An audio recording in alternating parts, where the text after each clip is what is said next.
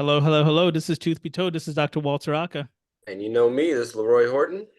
And we have the honor and the pleasure of having two wonderful people. Dr. Fatima Robertson. If you guys know, she's big on Instagram. She sings, she dances, she does all kinds of good stuff.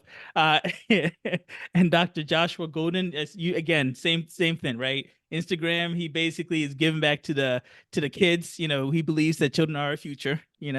Teach them well. Let him Don't make me lead the start. way. Hey, listen, don't make me start singing. But we wanted to bring them in, just because one, everybody really enjoyed the previous episodes that you were on this year, and we just wanted to kind of do a wrap up of this year. Right, a lot of crazy things, the good, the bad, and the ugly, happen in dentistry and in life in general. So Dr. Horton and I said, hey, why don't we just do it at end of the year wrap up to just kind of go over 2023, good or bad, right? And so we have some questions. We're going to go over different things. I mean, it's a whole gambit, and I don't want to give anything away because I think it'll be fun to kind of go through all this stuff and just kind of get your honest opinions about everything. And I mean, I don't know about you, Dr. Horton, but these were probably the most honest individuals we had on. And so we said, bring him back, Definitely and these let's two go for ahead and get sure. this done. For So, sure. we'll just begin. And I think where I want to begin is I want to begin with the biggest news that I think happened this year, which was Smile Direct Club. Mm. Right? Ladies Right? You see? first. You Go see? get them, Doc. Listen, and Joy so on your Smile face. Direct Club. And so I'm gonna first off, I'm gonna lean this question towards Dr. Golden. I want you to kind of give me an idea what you thought when Smile Direct Club happened, and what you thought when Smile Direct Club just filed for bankruptcy. Like, what was the whole process of this with patients and your whole mindset? Smile Direct Club, go please. All right, I'm gonna be very honest with you. Listen, I don't wish bad on anybody. When it happened, I was like, yeah, knew that was gonna happen. But when they mentioned the fact that, look, we still want you to pay us after we're gone and we're out of business, that left me floored. Um, I didn't really want to get involved with it. I know it was kind of messy. I didn't post about it at all, and I'm really big on Invisalign, and I love clear aligners and straightening teeth and all that stuff.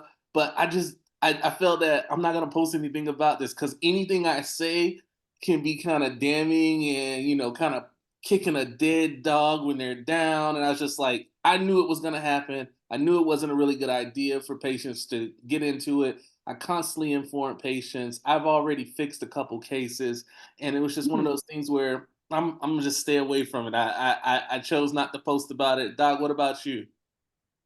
I didn't have any patients that were in clear aligners with Smile Direct Club. I'm not going to say that I didn't secretly gloat when it happened because there's no accountability with it. I mean, how can we stand behind something like that?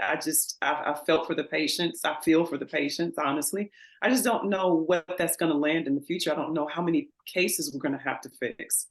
I don't know what that's going to look like for people that are going to have more work done. I mean, are they really still going to have to pay Smile Direct Club? I mean, is there going to be some type of legal action? Are there going to be class action lawsuits against them?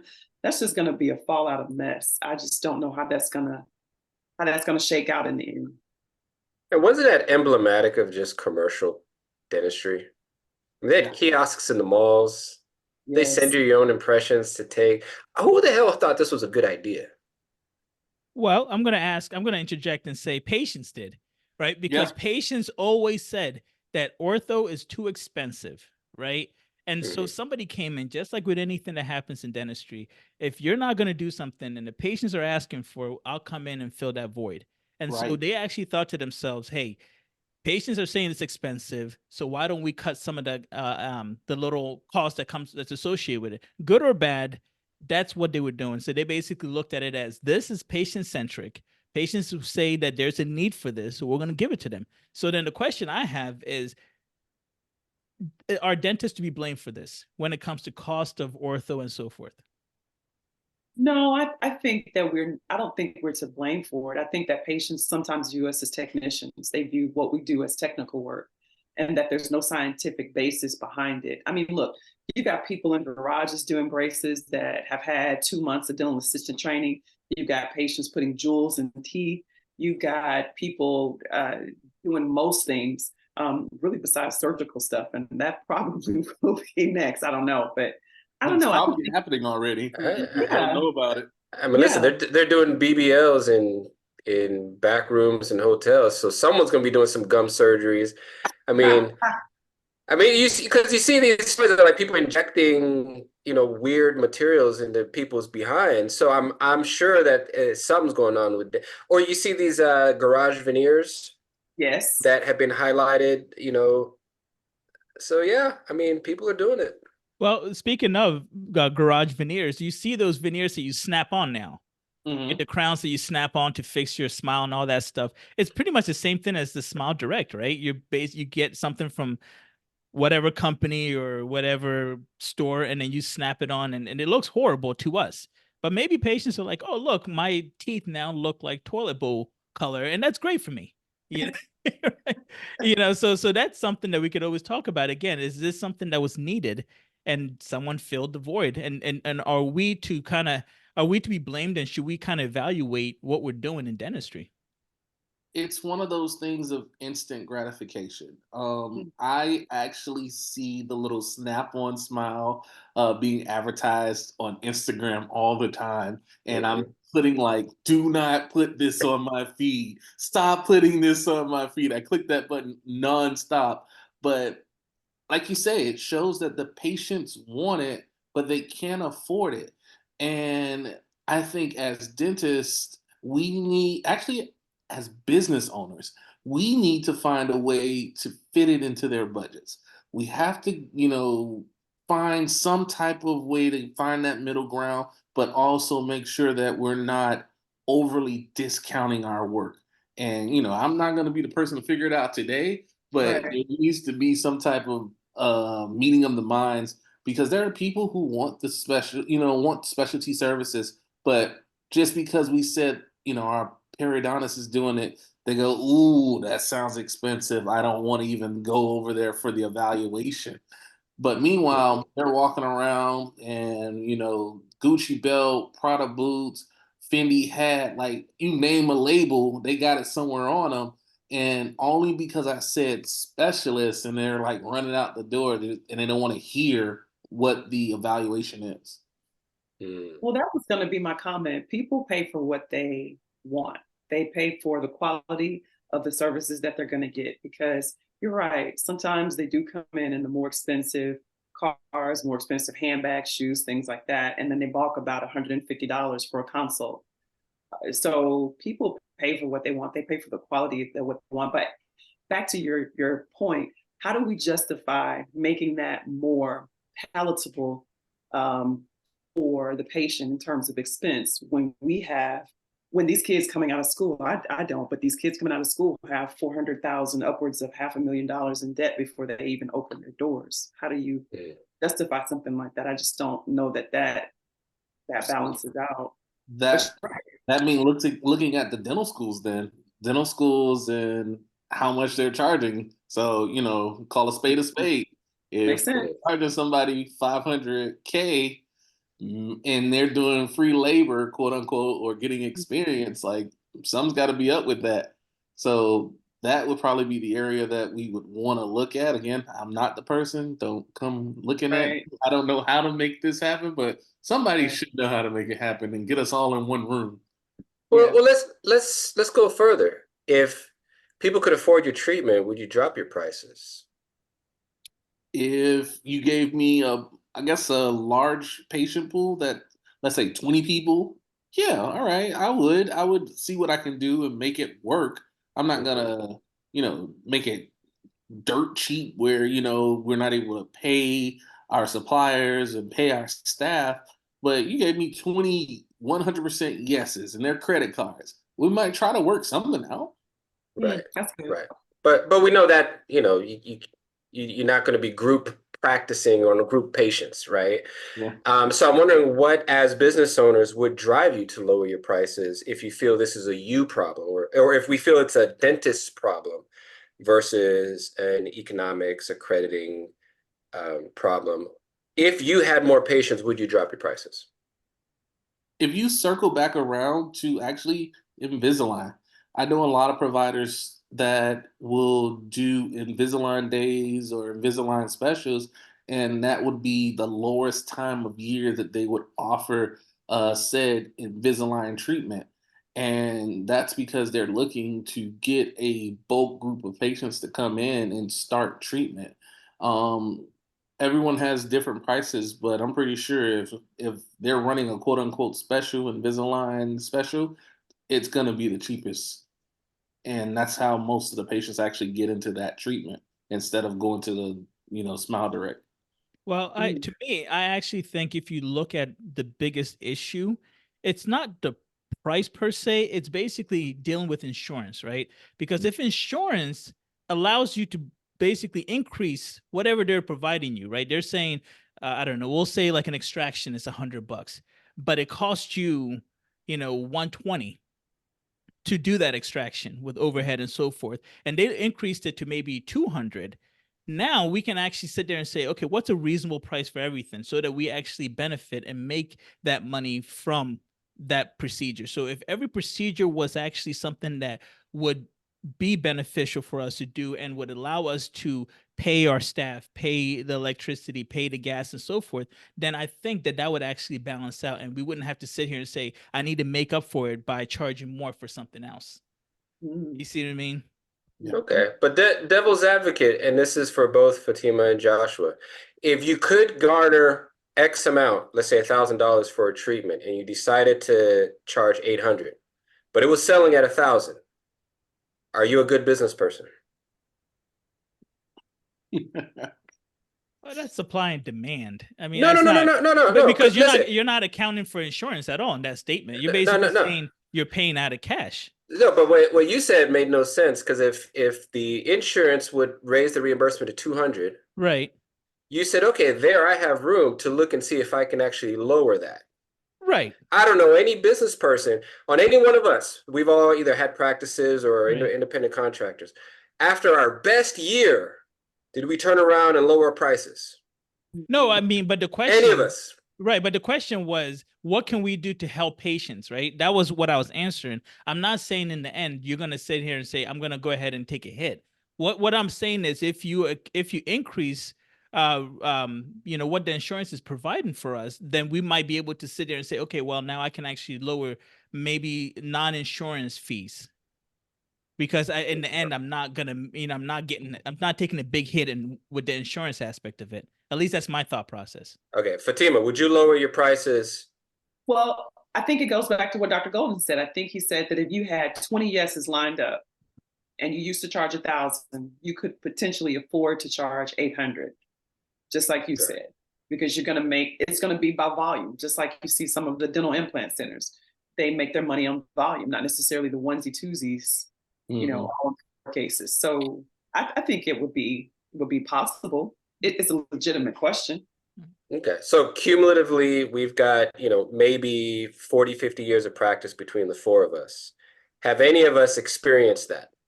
Well, dentistry is not you can't compare dentistry to like Apple, right? Apple sells a service that, or an iPhone that you don't have to go and get insurance in order to pay. Yeah, credit card, but it's not insurance based. Like Apple can't say, hey, this is an iPhone for you at $1,000. Oh, but because your insurance is telling me I can only charge you 600, I'm going to charge you 600. You see what I'm saying? Dentistry is very different. So a business is business, I get it, but dentistry is also has other factors that allow us not to really run business based on supply and demand only.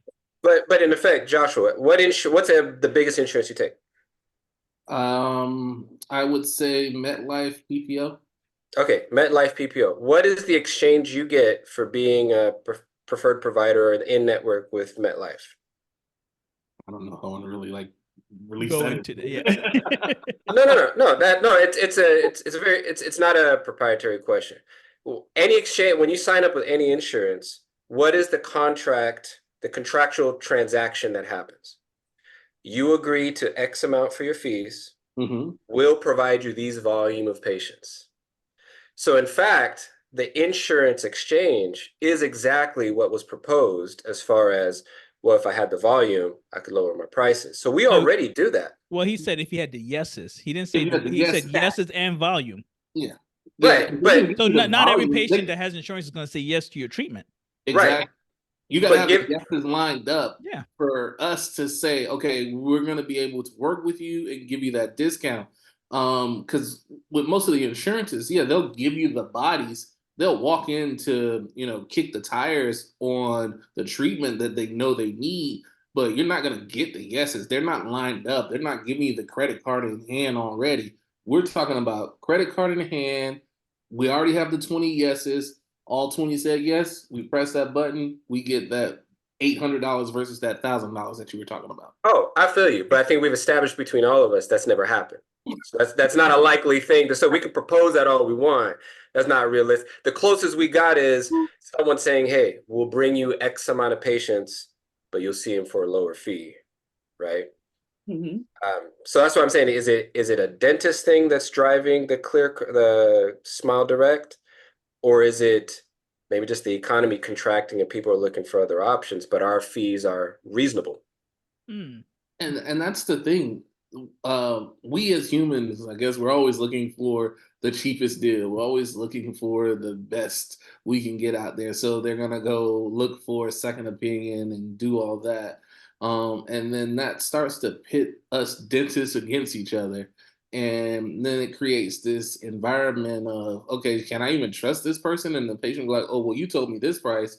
Oh, and this person told me this price. And it just gets kind of muddy out there. Mm-hmm. Okay. And not only that, I think sometimes with treatment plans, and this is completely different, but I think when they try and put two dentists against each other, sometimes the treatment plan is even different. I was told in dental school, if you put two dentists in one room, you're going to get 5 different treatment plans. And that's just the way it rolls because we're all taught subjectively. One instructor likes it, one instructor hates it, the other one's like, eh. So, yeah, so you're right. And that's because, like you said, how we were educated. You look at something and be like, oh, that could be a crown. Oh, maybe that could be an onlay. Okay, so are we underpaid? Yeah, in my opinion. Okay. Because not only are we treating the tooth or gums or whatever is in front of us, we're also some form of a therapist as well. You know how many like emotions jumping on me just today alone? I'm sitting here fighting that off, trying to just, hey, I just want to work on this case. It's okay, Miss Jackson. You can fight with care credit about whatever you got a problem with, but we're going to get this tooth fixed today. So you add those type of things on, yes, we are severely underpaid. Gotcha. And that leads me to one of my questions. All right. So we already talked about money makes the world go round, no matter what industry you in. Okay. But for me, what I've experienced is that the richest dentists seem to have gotten rich not off dentistry, right? That's... Real estate, teaching, marketing, influencing, and so forth. Is dentistry still a viable profession for upwards economic mobility, or is it just a gateway to kind of build the initial funds to do something else that actually makes money? Fatima, go. I've been told just that. Dentistry, being in the chair, having the wear and tear in your body, doing everything, you do it for a stretch of time, but it is not the end goal. I've been told that by multiple people that are retired, people that are in dentistry now that are doing other things, making other moves with real estate, trading when cryptocurrency was a big deal. Yeah, I've been told that dentistry is a gateway. And in some ways, I believe that. I really do. I believe that. I don't think that we toil day in and day out thinking that we're going to be multimillionaires. Okay. What about you, Josh? Or are you already a multimillionaire? Should we just cut the question there? He's like, I don't know about you poor people, but Let me hug my million. No, I wish. I'm fighting, man. But I'll get there one day, I swear. I agree. It is definitely a gateway. It's an opportunity. it's an opportunity to improve whatever your status was. Someone who grew up in the inner city like myself, I would never have thought that I could put my hand in so many different pots. And that's all because of dentistry. I'm able to become a speaker. I'm able to, change lives and run a foundation. I'm able to, do implants and amazing Invisalign cases and transform smiles and transform lives that way. Dentistry is that gateway where it opened up so many avenues, and all you needed was a little receipt from a dental school that said, here you go, you're a DDS or a DMD. Now go find what makes you happy. You do that, and you can transform it and flip it every couple of years and keep evolving with it. I love that. Well, speaking of wealthy people and how they got their millions and so forth, Rick Workman, he is the CEO and founder of Heartland. Heartland. Mm-hmm. Okay, so here's the one thing that I just found out this year, that he's actually opening up a dental school. He put his millions to work to open a dental school and a hygiene school. Okay, and so the question I have is, I like how your face went. You're gonna have to come back to that one. That was an evil. Right. So my question is this good for dentistry when you have somebody who literally is opening up a dental school and a hygiene school? To me, that sounds like a pipeline to my company. Absolutely. Right. That's world domination. That's world smart. domination. Yeah, it's smart. But is it good for dentistry? Or patients. Or patients. It's good for patients. Mm-hmm.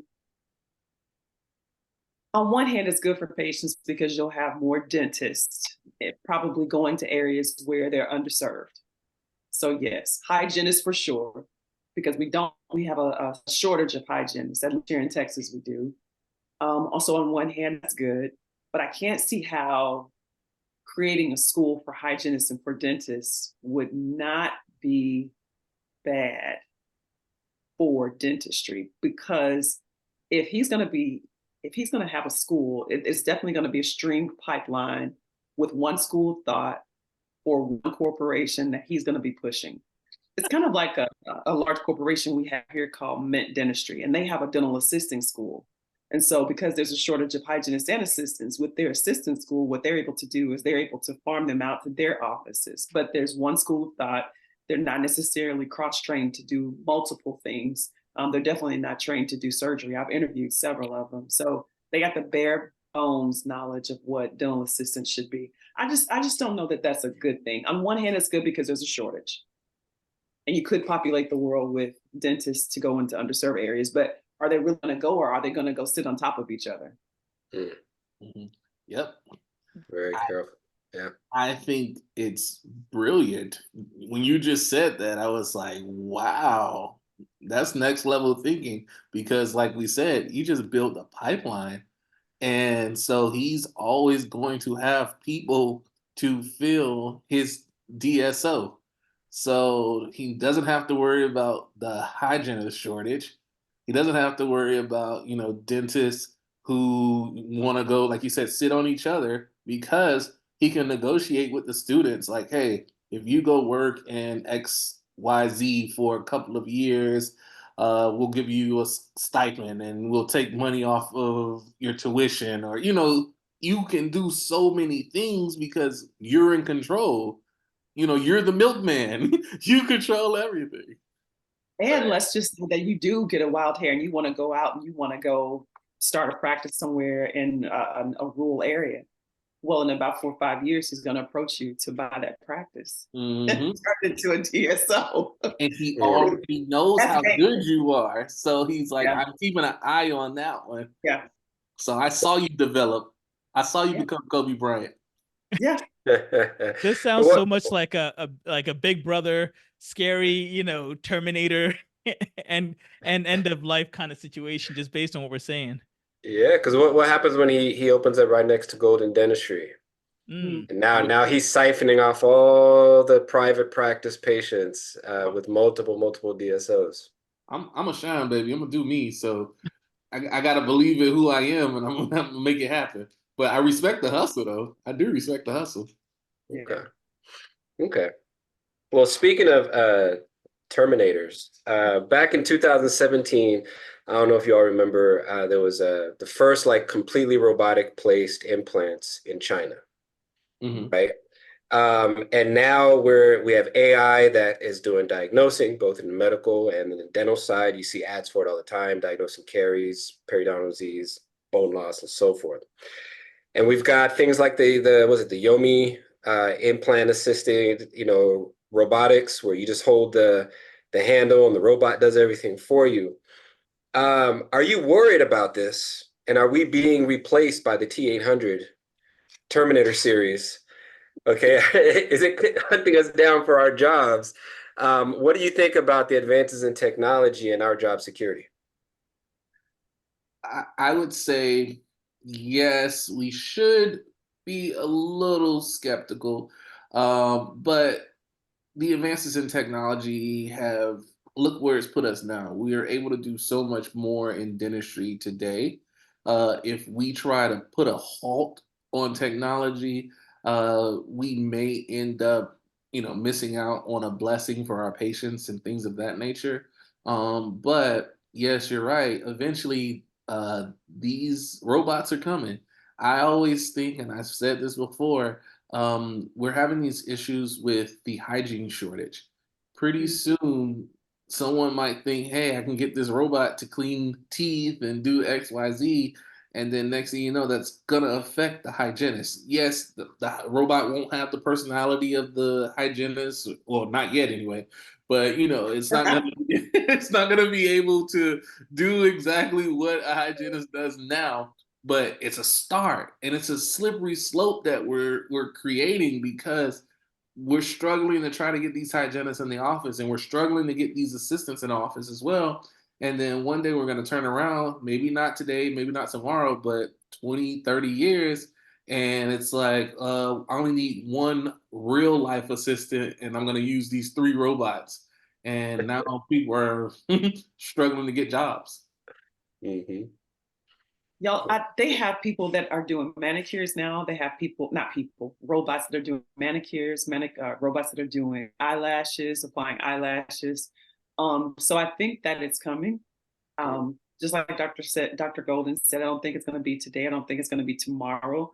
I just don't know if people are going to be willing to sit down in front of a robot without the human mind or the human brain to be able to process things. Because, I mean, at least I know in surgery, things can change on a dime, and you're going to have to create an algorithm for the robot to even keep up and maintain if a blood vessel is broken or if tissue is torn but even just like with general dentistry, you're going to have to create an algorithm for things that come. I just don't know that it will be today, tomorrow. I don't know if it'll even be in 20 years. I mean, it may be in another 2 generations, but I do believe that it's coming. One thing that scares me is we are actually doing exactly what you just said. We're given the computer the algorithm and the training that we need, right? If you have AI that is basically diagnosing caries or talking about perio, how did that information get to that computer, right? AI needs something or someone to train it and needs information. Just like on Instagram, the algorithm will tell you what you like. How do they know? Because you keep clicking on different websites and so forth, and it says, oh, this person, I don't care what your name is, seems to like this. So we are actually given the information to the AI. And we're doing this and we're forgetting one thing, that the difference between us and computers or anybody else is our scientific knowledge and our ability to change and make decisions on a drop of a dime, right? Here's the problem. A lot of dentists are losing that as well, at least in my opinion. Let me go in detail about they're losing that because for example, if you go to a dentist and you say, hey, why are you using that cement? Why are you using that bone graft? Why are you using this? Most of the time, their response is, well, the rep told me it's a great one, or this person I follow does that too. What part of that actually says you use your scientific knowledge that you were trained with to make that decision? So how far are we from just basically being mindless robots, for lack of better words? Well, that I mean, goes think back to about being it. yeah, that goes back to being a technician and patients believing that we're technicians instead of using evidence-based dentistry to be able to support why we do what we do to treat patients. You're right. I've never thought about it that way. Yeah. Yeah. And 30 years ago, there was probably a group of doctors as beautiful as we are sitting around a table talking about, yeah, I don't think anyone would want to take their own impression of their own mouth and mail it into a company That's too much or, work to mail it. right. Yeah, who's going to do all that when you can just go down to your local orthodontist, right? So I do think we do have to be wary about it and, obviously not fight it, but, be creative enough to evolve and adapt. But it is a scary thing. I mean, a lot of positions and jobs and industries are getting automated out. Mm-hmm. Yeah, I think that's the perfect name for this episode: Evolve and Adapt. Yeah, yeah. And speaking of adapting to society, to life, right? The economy. You can't go anywhere without hearing about the economy. Oh, we're going into recession, or we're going to do this. This is going to happen. You better save your money. Are we going to go into a recession? Are we going to do a lot of this stuff? And so I think patients are now starting to see that and going, well, maybe I don't need to say yes to that implant, yes to the veneers, right?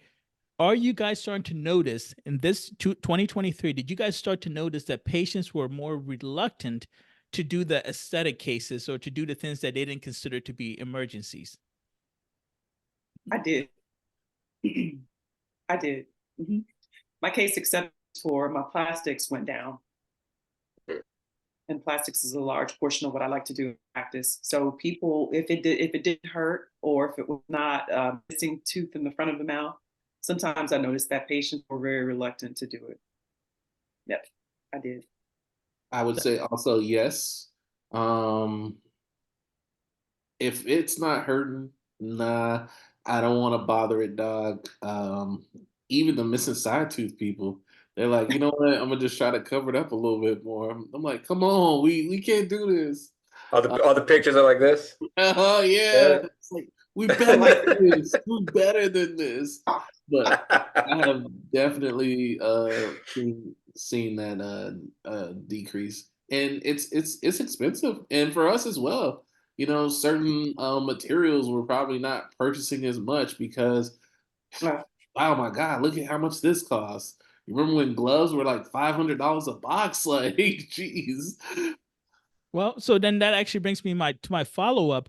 If patients are saying no to more procedures, but our costs are going up, right? Because like you said, you've noticed certain materials are going up.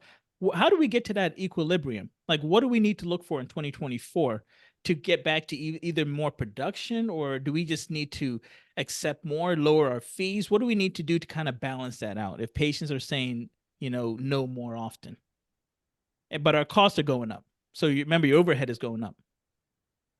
Volume, trying to find, I guess, more patients that have, quote unquote, problems, pain, things that need to be addressed.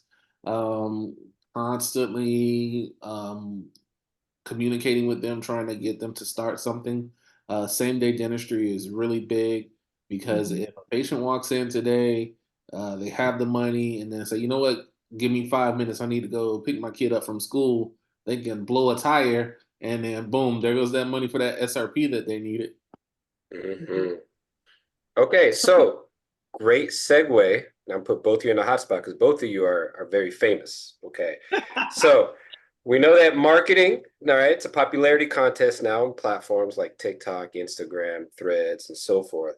And a lot of provider popularity is mostly based off of personality, not necessarily case presentation or skill presentation.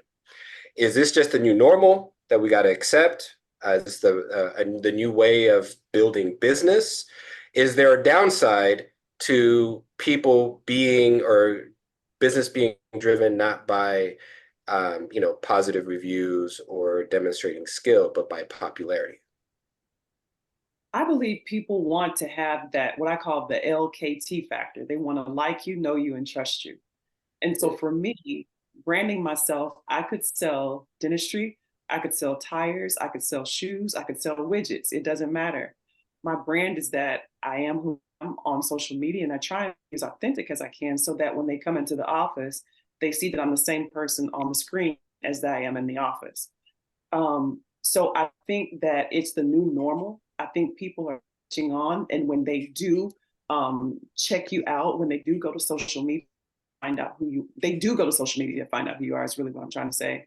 They do look you up on your website. They see if you've got a social media presence, and they want to follow you, and they want to see who they're coming to see. They want to like you, know you, and trust you. And then once they like you, know you, and trust you, they'll come in and they'll listen to you. At least that's what I found. They're more likely to convert than someone who's just walking in from a referring doctor, to be quite honest with you. Because they've gone on social media. I know you must be smart because you casually threw in widgets in conversation. I haven't heard widgets since like economics 101 30 years ago in college. So kudos, yeah, whatever you say, I trust. Because my husband has an MBA, so I'm always going through his books. Just okay. So I just I like it. But okay, so here's a question, I guess. Do you think that basing everything off of popularity is again good for dentistry? Because there are a lot of dentists that once in a while will post cases, and I literally stop and go, are you for real? Is this real? Like, this is the stuff that you think is good, right? And as a dentist, that does not look good or is not good, but because they're popular, people go, wow, this is so nice. Look at how nice their teeth are. But they don't know that this may not actually be good treatment, or this may not be beneficial for that patient. You gave the patient what they wanted.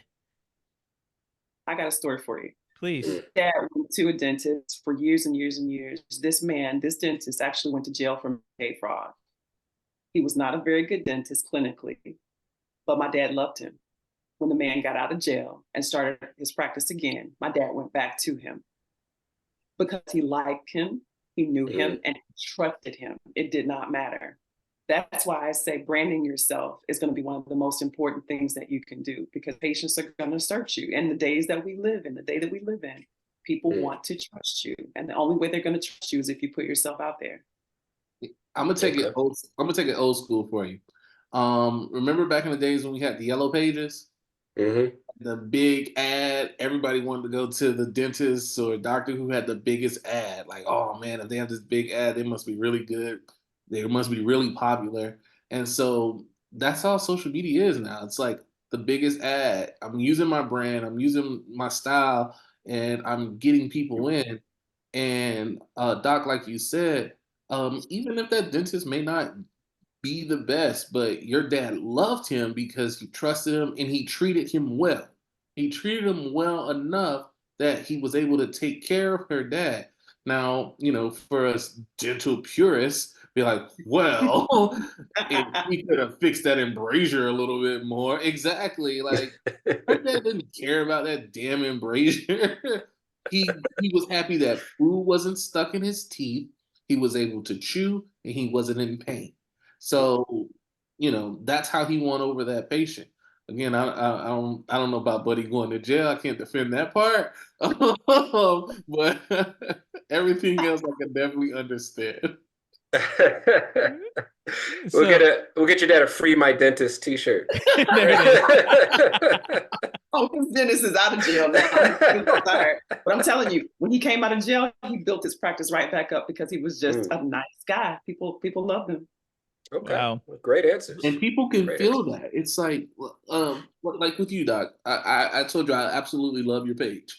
I see the vibes. I see it. I can feel it. And it's like, okay, if I'm a patient, I want to be a part of that. I want to, see you guys dancing and be a part of it. I want to know how that happened. So when the patient can see it's authentic and see it's true, then it's like, all right, well, this is my home. I want to be in this place. And that's what, helps. At least I can speak for my office.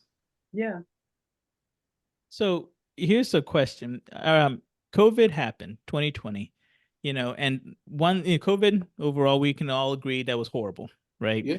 COVID brought on COVID. We can all agree on that. Good. But COVID brought on something that really changed. And this is what we were just talking about, brought on a lot of people going online to get their presence and their name and everything. And people became very technically savvy when it came to Instagram, Zoom, and so forth, right?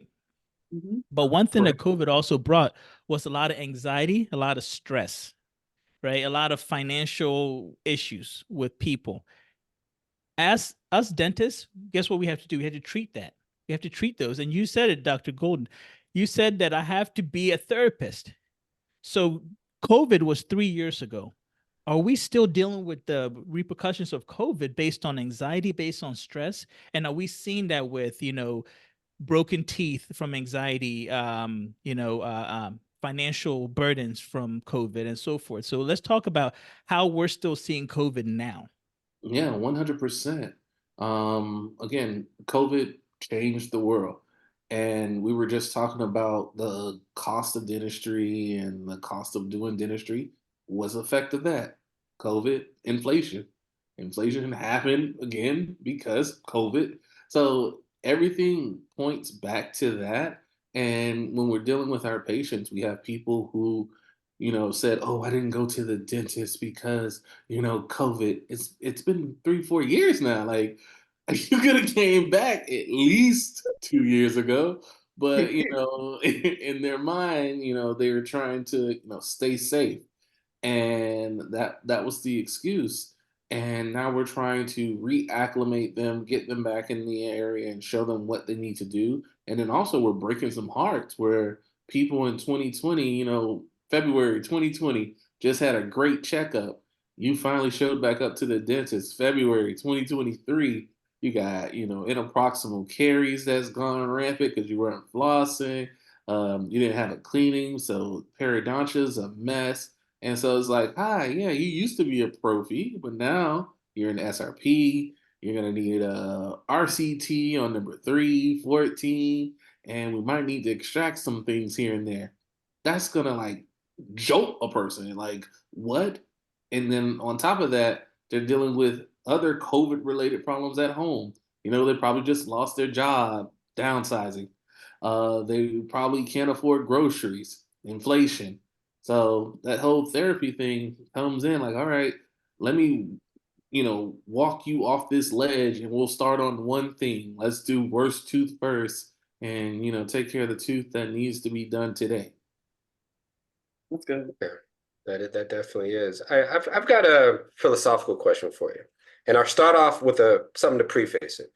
If one of your patients is a child patient and you're truly suspecting this patient is being abused in whatever type of way, do you have a duty and would you report it?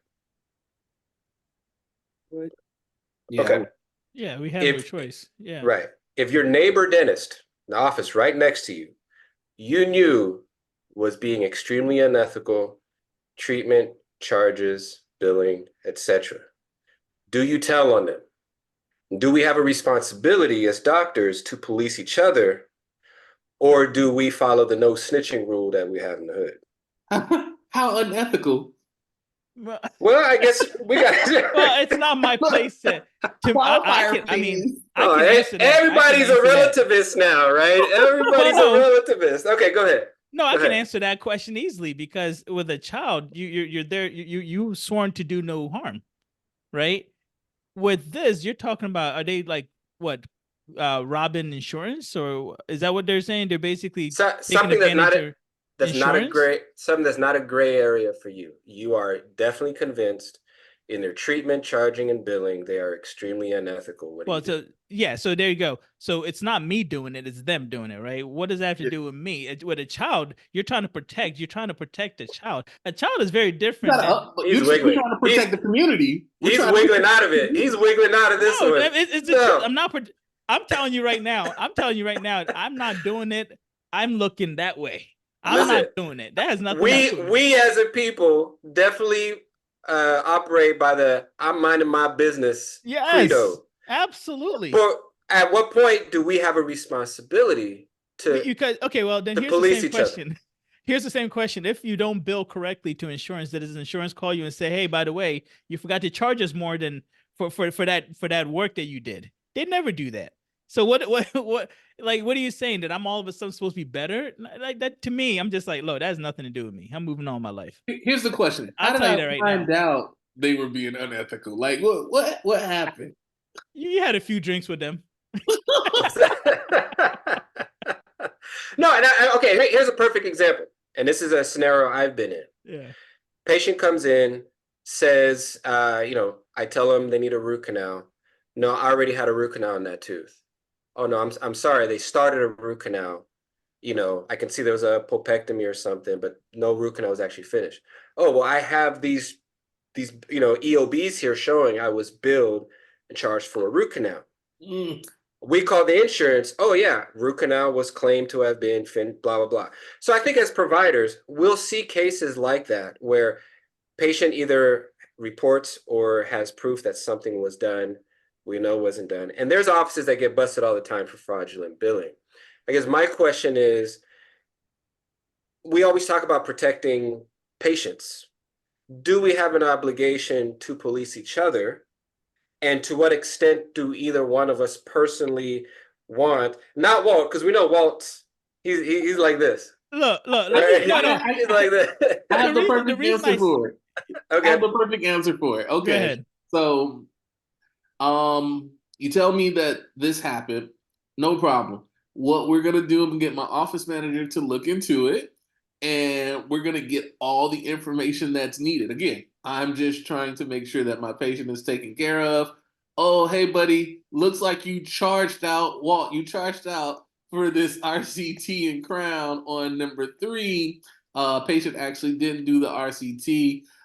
There was probably some type of billing error, right? Okay, here's a question. Here's the part that I don't understand. I like that, right? Here's the part that I don't understand, ready? If you did a root canal, you're supposed to take an X-ray of the post root canal. Like you're supposed to, take an X-ray of you did the final product and send it to insurance. So how did insurance miss that part? Well, here's a good example. Yeah. I used to work, when I first graduated, I worked at an office that was owned by a specialist. Mm-hmm. It broke my heart. He was a brother. He had a good name in the community. Yeah. As I was working there was a lot of DSHS patients or Medicaid patients. I would see adults walk in and adults walk out while I'm doing my filling or whatever. And so when I go up to the receptionist, I say, hey, I'm the only doc here today. Who are these people coming in and out? Oh, they're just here for prophies. Right? And I'm like, well, I didn't touch them, and we don't have a hygienist. So what's going on? They were getting assistant polishes, walked out. They told me they were there for prophies. Everyone was getting billed for SRPs because Medicaid doesn't require you to submit period charting. So I was in this conundrum where I'm just like, this dude is a fraud. Yeah. And they're trying to do it on days that I'm there. So I got a big fight with the office manager. I said, listen, you don't bill nothing under my name that I don't approve, that I don't sign a day sheet for. But at the time, I was a young grad. I didn't have the wherewithal to say, okay, do I report this? Because he's defrauding an insurance. He's defrauding these patients. They're walking around thinking I got my cleaning. And so that's where, for me, I don't have a clear-cut answer for myself. So I just wonder what you guys are thinking. But what you just said is exactly what I said. It had to do with you. If it didn't, you would have been like, okay, but it had to do with you. And you said, well, you did it under my name. Well, yeah. So all of a sudden it mattered to you. And that's what I'm saying. Well, because I was a brand new grad though. Right. And that was my employer. Right. Now, if you ask me, I might have a different answer and a different threshold from where I might decide I want to intervene if I see that someone is a danger to the community or just a danger to the profession. Well, so if it didn't have to do with you, you were next door in another practice and so forth, you would come over and be like, you guys are wrong for this. Would you honestly do that? Then no. I'm talking about now. Me now, I'll have conversations with people. I don't mind having a conversation. Yeah. So you have a practice next door, has nothing to do with this practice. You would come over to this practice and be like, I see that you guys are doing this, and this, and that's not right. I'm going to report it. Yeah. If one of my patients, if one of their patients came over and I noticed something that, especially whatever my threshold is, I'd go over and be like, bro, what are you doing? Like, you can't do this to people. Would you report it? I think there's some things I probably would report. Okay. I don't know where my threshold is. I was just wondering what everyone else was thinking. Now, if you're touching people while they're on nitrous. Yes. Oh, whoa. Yes. Okay. Yes. On that. Yes. Because that's a whole conundrum for me. That's it. Yes. Okay. I'm telling you. Yes. But okay. So If people you're just don't like their committing license. I'm sorry, what'd you say, Doc? People just don't like their license anymore. No, you don't do that. They don't like the way they feed their children. I don't know. That's it. Do no harm. Do no harm. If you're doing something, if you're harming people, that's my threshold. I don't care who you are, what you. I'm snitching. I'll be the first one. I'm snitching on you. I'm You singing cause for any a harm to cheese somebody. sandwich. What'd you say? Sing for a cheese sandwich. Give me a cheese sandwich, I'm telling. That's it. That's it. That's it. Okay, let me ask you guys this question. And I think this is it's another rich person, okay? Steve Thorne, he is the CEO and owner of Pacific Dental, okay? He just in partnership with Memorial Care opened a dental/medical practice. And the reason why they did that is basically they said dentists and physicians will collaborate to provide comprehensive whole body health care. Do we believe that that is a good thing for dentistry, or should we keep dentists and physicians separate, or basically together under the same, I don't know, we'll call it DSO. We'll go with Dr. Golden. Yeah, I like what that portion of it where it's the mouth body connection. Mm-hmm. That's what he calls it. And I can see trying to educate the community and bringing them together under one roof. So I would be in support of that. Yes. Okay. Dr. Robertson? I agree 100% because there are physicians all the time that don't know anything about what we do inside the mouth. Nothing at all. And we are the physicians of the head and neck area, and they just do not understand that it connects to the entire body. And so, absolutely. So, yes, I'm in agreement with it. I think it's a great idea. It's funny. One of my MD friends told me that they spent 2 weeks learning about head and neck in med school, and that was pretty much it. Unless they went into ENT, ear, nose, and throat, they spent 2 weeks in med school, and that was it. They were like, okay, cool. Head and neck is done. Keep moving. Keep it moving. So, yeah. There's a guy or a lady that can take care of that. We got somebody else. It's a unit on it. So what do we think would be the negative of having somebody basically create a dental medical clinic? Do we see any negatives in this at all? I don't see any negative on that. It's, bridging the gap, trying to ensure that an entire community is taken care of because, some of these places may not have any local clinics or something like that that's going to see them right away besides the ER. And so I think it's a great opportunity. I like the idea. What about the areas? The what? Say it again. Especially in underserved areas. Mm-hmm. Yeah. What about the corporate structure of it? Well, Does that affect your opinion of how positive this venture is? TBA. Yeah. Well, the reason I ask is because if it seems like having a corporate structure adds a middle person to take a percentage, right? So let's say they have the ability to collective buying and they can get materials cheaper. They can get build outs cheaper. They can get marketing cheaper. And maybe they can give slightly cheaper prices to dentists to outcompete the private dentists next to them. But this money is being extracted by a corporation. It's not like it's recirculating within the dental community, the dentists, the providers. Wages at the corporate entities are not much higher, if not, they're often, kind of either average or lower than they can be at private offices. So where is the positivity of a corporate structure within a healthcare industry? I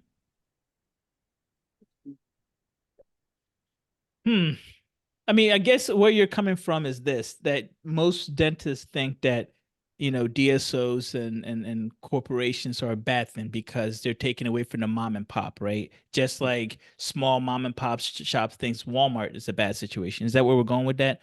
They basically aren't patients are seen as numbers. Is that where we're going with this? Oh, to a certain extent. Okay. Yeah. Yeah. What do you, I think it varies because times have changed, and these, underserved areas that would normally not have a dentist in the area, they're being served now by certain DSOs. They're putting offices there. So I think are it's, they? yeah. Well, look at the addresses. You can check. I don't know. Okay. We might have to look into that because I'm pretty sure the shortages and the high need areas are only increasing. Yeah, Doc, I don't, well, as for Dallas, I don't think that I know any major corporations that are in underserved areas. Right. Yeah. I think it's all mom and pop, and the dentists that are there are actually a lot older than the average retirement age because they just either refuse to quit or they just know that they're needed so much that they just won't go and sit down. So Yeah. should we mandate that if you're a corporate entity, X amount of your resources have to be in certain high need areas? But it's Or free Well, enterprise. how do you How do you mandate a mandate that? corporation to do something like that? Yes. well, it's just like you mandate when, let's say you have a health scholarship that mandates that after you graduate, they pay your tuition and you pay it forward with 4 years in a federally qualified area, right? Or in the military, you're mandated to pay back by serving in the military as a provider. I mean, there's all sorts of mandates to break up monopolies, and so you technically could. Is it right? Um, and what do I mean, both of you own private offices. Are you worried at all about corporate structures kind of impeding on your ability to, to thrive or pass on your clinic to someone that could keep it thriving? Well, with that being said, too, don't forget a lot of people are selling to corporate entities, right? Heartland, because they're like, hey, they're gonna give me a higher, resale value or whatever it may be. Mhm. They might give me 4x for my EBITDA, whatever it may be. So they will actually give me more money so that I can retire more comfortably than somebody coming out of dental school that wants to buy my practice. Right. And so again, we're already doing this to ourselves by basically selling to the heartlands of the world and saying, well, I'm done with dentistry. I'm tired. I've worked this much. This company comes in and says, I want to buy your office. I'm going to sell to the corporation because maybe the new grad can't afford my office that I built up. Right. Yeah. We had people that came on the podcast and talked about that already. Yeah, and then my office is actually supported by PDS. So yeah, it's a PDS supported office. And like you were saying, like where they're located, again, look at the addresses.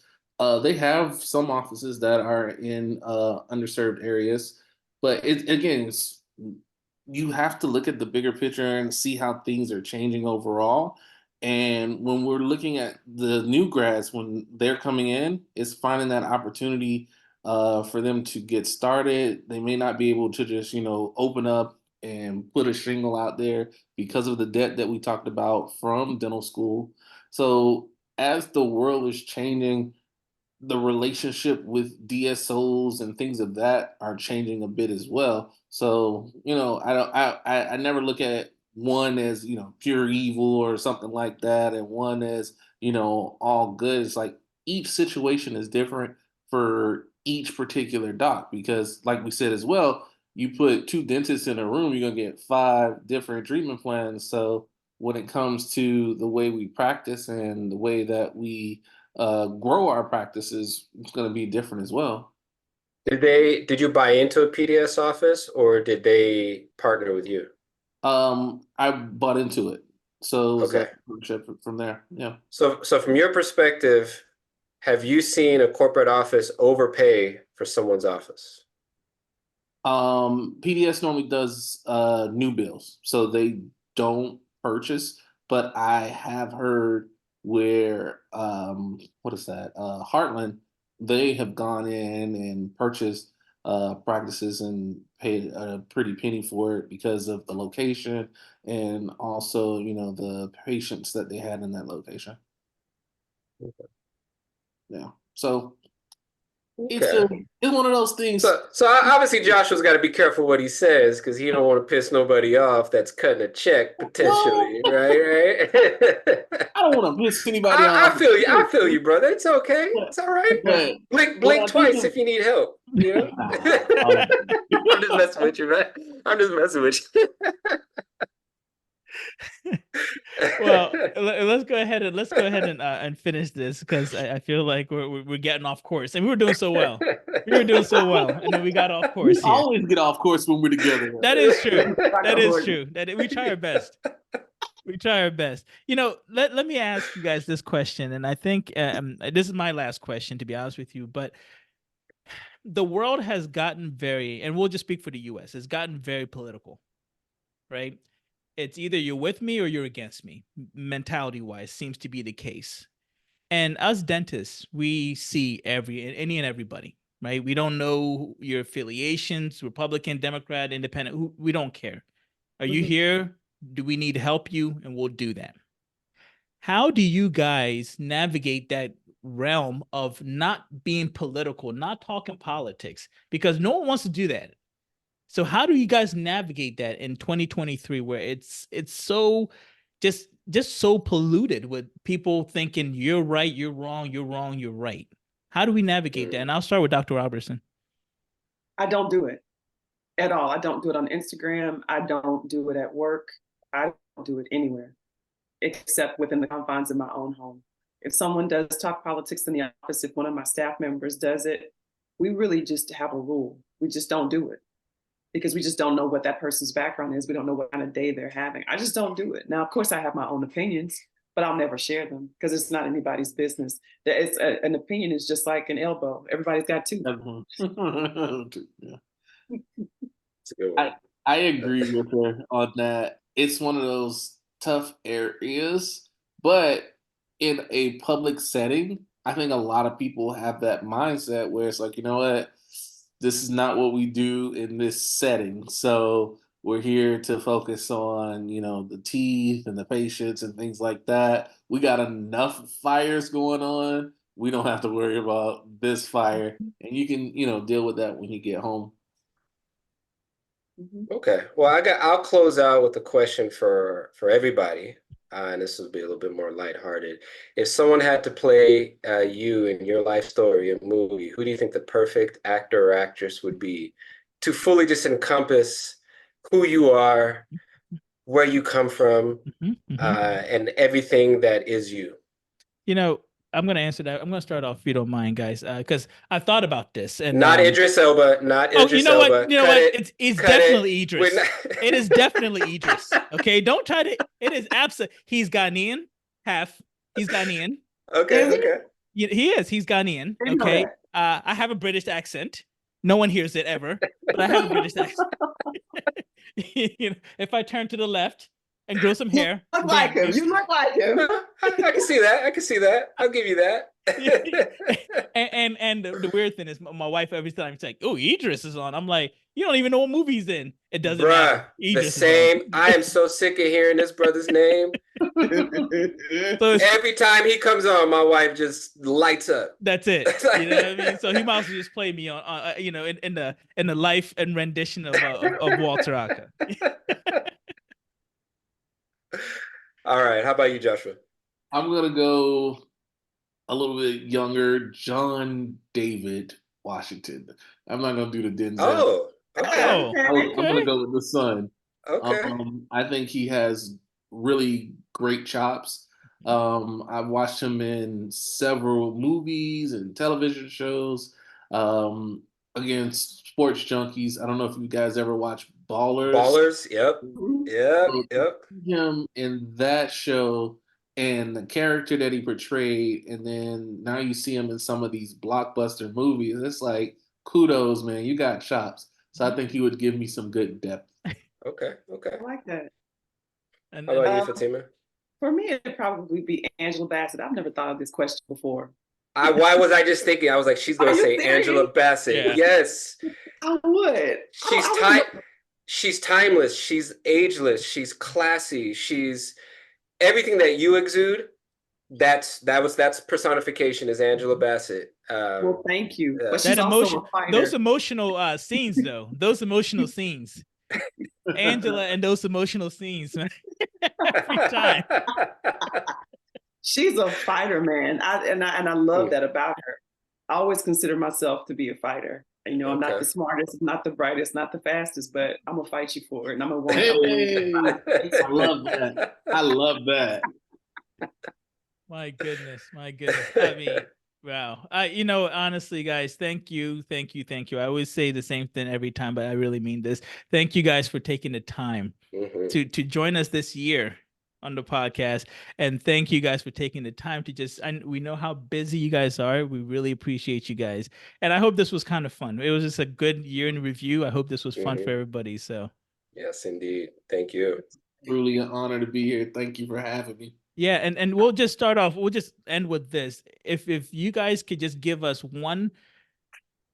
something that you learned this year that you can kind of move forward and say, hey, this is something I learned and I want to teach to the next generation. What would it be? 2023, you learned something. What would it be? We'll start with ladies first, as always.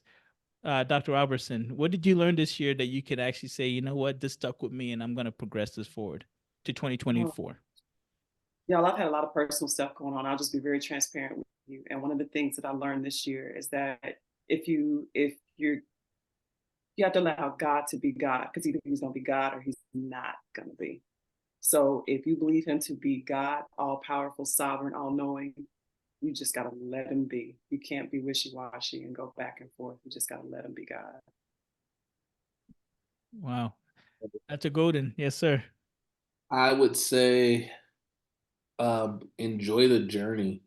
Time flies way too quickly. Just a second ago, I remember it was like February 2nd. And now we're out here with Christmas hats on doing podcasts. And so I need to be in the moment more. I know I keep telling myself, enjoy the moment. Every time I do a podcast or if I travel for something, I just kind of take a step back, enjoy it so that I can remember that, because again, time flies so quickly. Dr. Horton. All right. Oh, well, I don't know how to top those. I think I've definitely learned that, to kind of piggyback off what Dr. Golden said is, time is precious. And if you're always trying to live for tomorrow, you're going to miss out on a lot today. And so, all you dental students out there or pre-dental students that are in that grind, that are stressed out, you are alive and you have the ability to be stressed about something like this in the midst of babies being bombed somewhere else. So if this is your biggest problem, not that it's not real, not that we can't support you in it, but appreciate what you do have. And sometimes taking time out in the present time is what you have to do that. Wow. I guess I'll stop. I'll say this honestly. In this year, when the podcast came back and we got a chance to interview some incredible people, one thing that I really took away from everybody was being patient. Being patient will always get you what you're looking for, but you gotta be patient and consistent, and that's something a lot of people have issues with. And I'll raise my hand and say the same thing, right? But being patient and consistent, I think, will get you any and everything. You just have to just do it and let that happen, and understand the journey is going to take a little bit of time. So well said, I'm gonna say, man, we'll end it well there. Said. Thank you guys as always, man. This was beautiful. Appreciate you guys. All right. Everybody, happy holidays. Happy holidays, everybody. Have a good night. Everybody. Take care. Thank you for listening to this episode of Truth Be Told. The opinions on this episode are just that, our opinions. Please consult your dental professional before taking any action with your dental health. If you have any questions about anything you heard on this episode, please contact us at Real Dentist with an S. That's REAL Dentist with an S at gmail.com. We would be very happy to return any message that we receive, because we love the communication that we have with our listeners.